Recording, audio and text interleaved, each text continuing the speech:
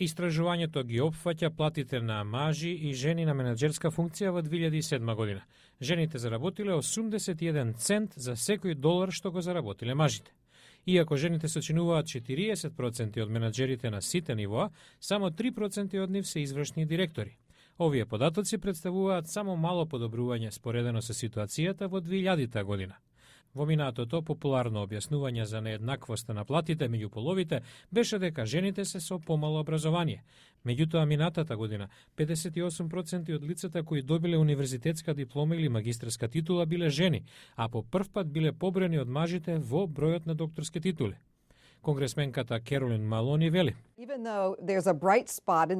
Се повеќе жени се образуваат. Го затвораме јазот во образованието, но не и јазот во примањата во однос на спротивниот пол. Некои сметаат дека и натаму постои дискриминација на работните места базирана на полот. Елен Галински е председател на Институтот за семејство и работа.